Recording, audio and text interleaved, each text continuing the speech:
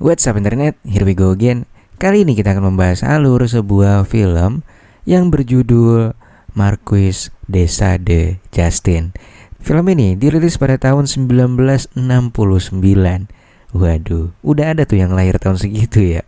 Film ini pun menceritakan tentang seorang biarawati cantik nan polos yang secara gak sengaja dipaksa jadi bahan percobaan gereja sesaat cuy. So, tanpa berlama-lama lagi, langsung aja kita masuk ke dalam alur ceritanya.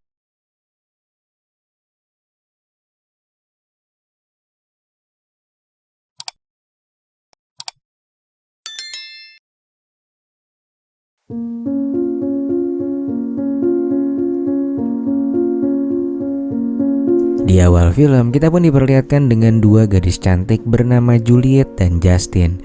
Mereka adalah kakak beradik yang dimasukkan orang tuanya ke sebuah biara untuk menjadi suster alias biarawati. Terhitung keduanya sudah berada di biara itu selama 4 tahun lamanya. Namun sepekan berlalu, kabar buruk menghampiri mereka. Ayah Justin dan ayahnya Juliet mengalami kebangkrutan, lalu kabur dari negaranya karena terlilit hutang yang sangat besar. Kesedihan dua suster cantik ini ditambah lagi setelah pihak biarawati juga memutuskan untuk mengeluarkan mereka karena tak ada yang akan menanggung biaya pendidikan dan biaya kehidupan mereka. Pada akhirnya mereka berdua pun diusir dari sana. Juliet pun mengajak adiknya untuk tinggal di sebuah rumah seorang madam open PO yang bernama Nyonya Devotion. Ia adalah kenalan lama Juliet dan Juliet bermaksud kerja sebagai mbak-mbak open PO juga di salonnya. Juliet sangat semangat melakukan hal itu, namun berbeda dengan Justin yang menolak mentah-mentah dan sempat mengingatkan kakaknya kalau mereka pernah belajar agama dan tinggal lama di biara. Pekerjaan seperti itu sangat bertentangan dengan agama. Namun tekad Juliet sudah bulat untuk menjadi mbak-mbak open PO. Dan itu ia lakukan agar tetap diizinkan tinggal di rumah Devotion bersama dengan si Justin. Namun karena tak mau menentang agama, Justin pun memilih untuk tinggal di jalanan ketimbang ikut Juliet menjadi mbak-mbak open PO. Sampai pada suatu hari ia bertemu dengan seorang laki-laki tua yang menawarkan sebuah penginapan di rumah saudaranya yang bernama Du Harvin. Ia kemudian meminta uang terakhir milik Justin untuk ia simpan karena katanya di sana banyak sekali pencuri. Justin yang sangat polos ini pun sama sekali nggak curiga dan memberikan semua uangnya pada pria tersebut. Gak lama kemudian akhirnya Justin sampai di penginapan milik Du Harvin. Namun sial bagi Justin, ia tertipu oleh pria tua itu karena Harvin mengaku tak punya saudara laki-laki. Setelah beberapa saat Justin pun akhirnya menyadari kalau ia baru saja kena tipu. Namun melihat kecantikan dan kepolosan Justin, Du Harvin pun berniat untuk memanfaatkannya. Dia lalu menawarkan Justin pekerjaan menjadi pembantu dengan imbalan Justin bisa tinggal di rumahnya.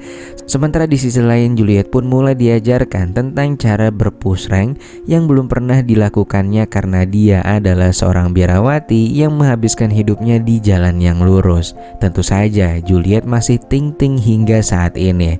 Namun kini dia harus terbiasa dengan kegiatan barunya untuk belajar kelompok dengan laki-laki yang berbeda tiap malamnya.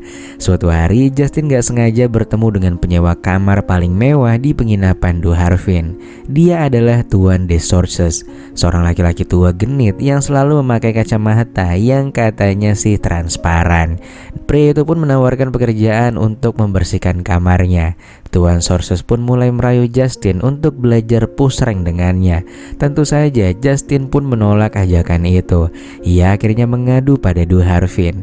Namun bukannya menolong Justin, Du Harvin malah menyuruhnya untuk memenuhi tawaran Desorces untuk berpush rank dengannya. Dan tak hanya itu, ia juga disuruh untuk mengambil kotak emas yang ada di kamarnya. Lagi-lagi Justin pun menolak ajakan Du Harvin. Pada akhirnya karena merasa Justin tak tahu terima kasih, gadis itu pun malah mendapat hukuman dari Du Harvin. Lantas pada Pada keesokan harinya, Do Harvin pun mulai bertindak licik dengan memfitnah Justin telah mencuri kotak emas Tuan The Sources. Padahal Harvin lah yang sudah mengambil kotak emas itu. Saking liciknya Do Harvin sampai menaruh beberapa emas yang dia ambil di kamar Justin sebagai barang bukti agar The Sources yakin kalau Justin lah yang mengambilnya. Sementara si Do Harvin bisa menikmati sisa emas yang dia ambil dari kamar tamunya sendiri. Akhirnya Justin pun ditangkap dan ditahan karena tuduhan pencurian emas. Kehidupannya sangat berbanding terbalik dengan Juliet kakaknya yang mulai bergelimang harta setelah menjadi mbak-mbak open PO terlaris di sana.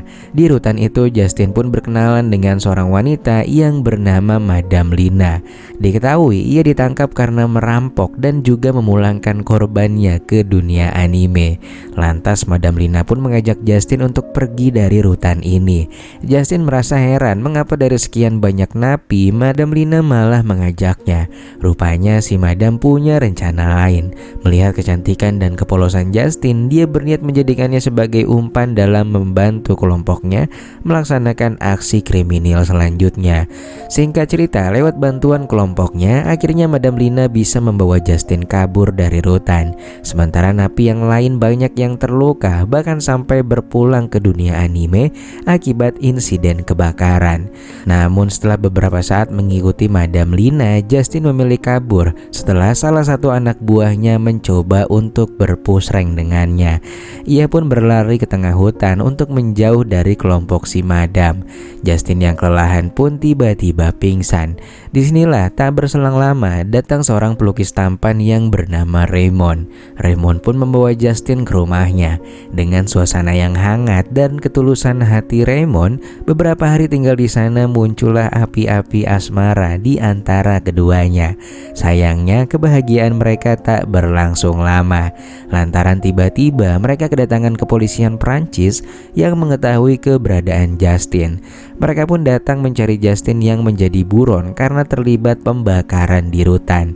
Raymond pun berusaha membantu Justin untuk kabur darinya.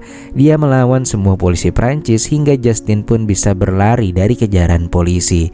Namun di tengah pelariannya, dia ditangkap oleh seorang bangsawan yang bernama Marquez yang mengira Justin adalah penyusup.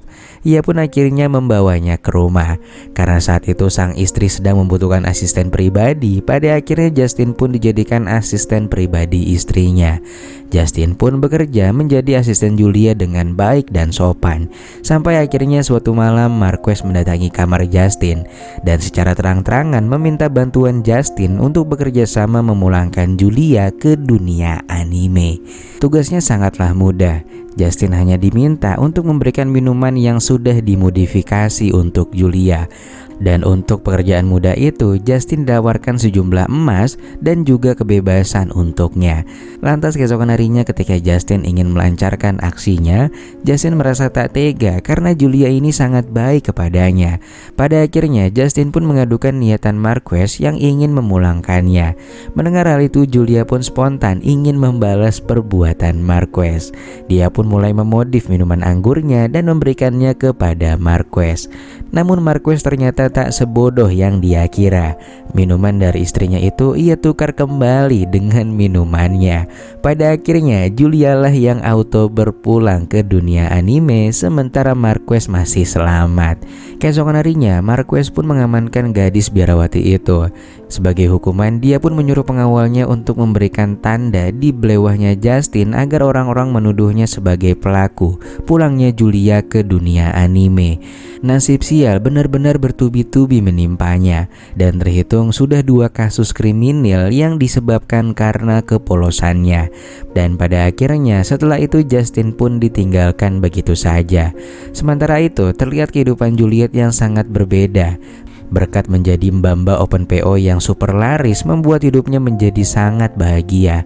Kini dia memiliki sebuah rencana, yaitu memulangkan temannya ke dunia anime yang hendak akan menikah dengan bangsawan. Ia berencana merebut calon suami temannya itu karena kabarnya hartanya tak akan habis 7 tanjakan. Tanpa pikir panjang, ia pun langsung memulangkan sahabatnya itu ke dunia anime agar bisa merebut kekasihnya itu. Kembali kepada Justin, ia pun terlihat sedang berjalan hingga sampailah di sebuah biara kecil di tengah hutan. Biara ini ditempati oleh 4 biarawan yang dipimpin oleh Father Anton. Saat itu Justin bermaksud untuk menumpang hidup di biara tersebut, dan beruntung bagi Justin, ia diterima dengan baik di tempat itu. Awalnya semua terasa biasa saja, sampai pada akhirnya Father Anton berkhotbah. Keanehan mulai terasa. Father Anton mulai mengaku kepada jemaatnya kalau dia adalah dewa. Dia juga meminta para jemaat perempuan untuk memenuhi kebutuhan pusrengnya dengan alasan mempersembahkan diri kepadanya. Dan untuk itu ia akan menjanjikan hidup yang tenang dan bahagia selamanya. Justin pun merasa bahwa ajaran di biara ini adalah ajaran sesaat. Ia pun akhirnya berusaha untuk kabur. Ia berlari sekuat tenaga menjauh dari biara tersebut. Sampai pada sore harinya, secara tak sengaja ia kembali diselamatkan oleh Raymond yang ternyata sudah berhari-hari mencarinya kemana-mana. Justin pun akhirnya dibawa ke salah satu penginapan teman Raymond yang ada di kota. Namun lagi-lagi kesialan menimpa Justin, di mana ternyata si Madam Lina saat itu sedang menginap di penginapan milik temannya Raymond. Malam harinya Madam Lina pun menciluk Justin dan berencana ingin menjualnya di pelelangan. Namun tiba-tiba polisi Prancis datang dan langsung mengamankan Justin yang dituduh menjadi otak pemulangan Nyonya Julia, istri Tuan Marquess, serta kasus kebakaran rutan. Singkat cerita, beberapa hari berlalu dan terlihat Justin yang berdasarkan putusan hakim akan dijadikan gantungan kunci sampai mokat cuy di tengah-tengah kota. Namun tiba-tiba sebuah kereta kuda datang. Yap, itu adalah Juliet, kakaknya yang datang bersama calon suaminya, hasil dari ngerebut teman seperjuangannya sendiri. Dan tanpa diduga, pria itu ternyata merupakan seorang bangsawan penting dan paling tajir. Akhirnya berkat jalur diplomasi ia pun ditebus dan ia bisa terbebas dari segala tuntutan. Setelah sekian lama berpisah, akhirnya kakak beradik ini pun kembali bertemu. Juliet sangat rindu pada adiknya dan mengatakan bahwa semua kekayaan yang ia miliki tak bisa membuat hidupnya tenang karena dia terus kepikiran Justin yang hilang entah kemana berbulan-bulan lamanya. Menurut Juliet, Justin adalah orang yang paling beruntung walau hidupnya selalu apes. Hal itu dikarenakan ia selalu menjaga amanat dari biara dan menjauhi semua larangannya. Lantas singkat cerita, beberapa waktu berlalu, Justin dan Raymond yang sudah saling mencintai akhirnya memutuskan untuk menikah. Dan setelah itu film pun tamat.